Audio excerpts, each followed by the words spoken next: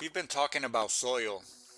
The root of trust was the unshakable bedrock. Composting was the work of breaking down the past into something fertile. And now, from this well tended ground, a natural question grows. What do we plant here? Not by accident, not by default, not by the cynical rehearsed loops that so often run quietly in the background of our minds, but with conscious hands. Because the future, it turns out, is not a place we merely arrive at. It is something we prophesy into being, day by day, through the quiet stories we repeat, the expectations we rehearse, and the actions those expectations quietly demand. For a long time, I misunderstood prophecy. I thought it was a grand divine announcement about fixed events, a celestial weather report we were powerless to change. But that isn't the ancient understanding. The older wisdom traditions, the prophet wasn't primarily a fortune teller.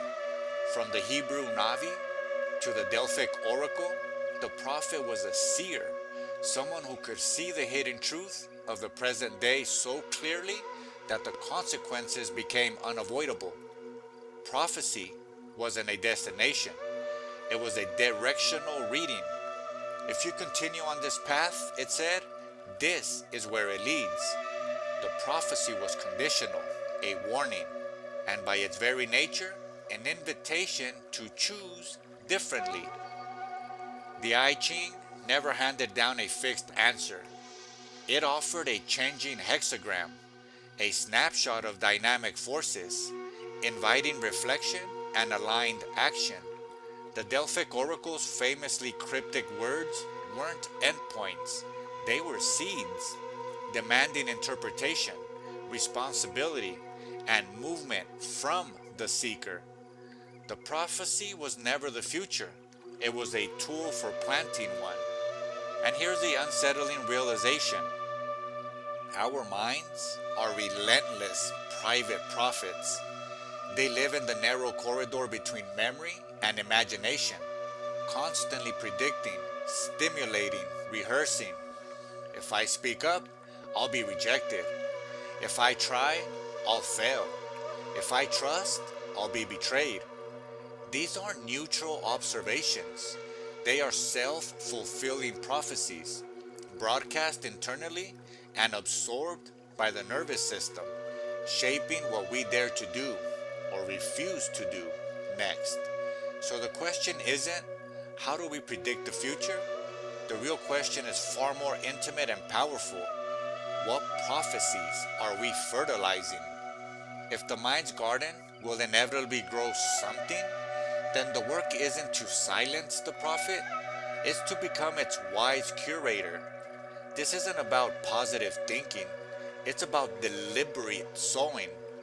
Every thought we rehearse strengthens a neural pathway. Every fearful loop is a weed being watered. Every vision of connection, competence, or resilience is a seed pressed into the soil. A trustworthy prophecy, a seed worth planting, has two essential nutrients. One, it's hopeful, not optimistic. Optimism can be blind. It pretends the soil isn't rocky. Hope is different. Hope is a strategy. A hopeful prophecy looks clearly at the field and says, this is hard, the ground is damaged, and I will till it anyway. It doesn't deny difficulty, it contains it. That's what makes it durable. Hope isn't I'll win the lottery. Hope is I can build a skill that creates more freedom. It's the image of a finished product, a repaired relationship, a hard conversation that leads somewhere real, something specific, something credible, something you can almost taste. And two, it is action oriented, not passive. A prophecy that ends with, and then I will be saved, is empty. A fertile prophecy always ends with the verb, and so I will reach out to one person, and so I will learn the first principle, and so I will practice for 10 minutes today. The vision contains its own how. The garden includes the act of kneeling down with the seed packet. This is a shift from passive prophecy to participation. We are not waiting for a sign. We are building the signpost and walking the path it points to. So a practice emerges.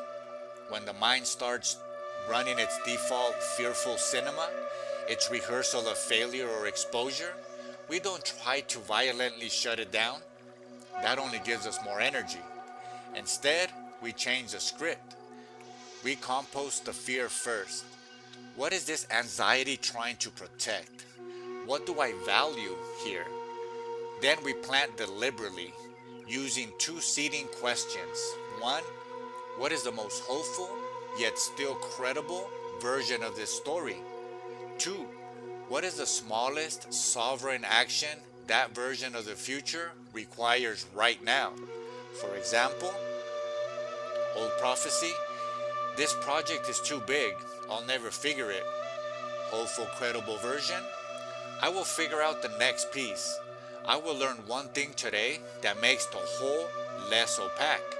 Sovereign action, I'll open up a document and write 3 questions, just 3, to get me started.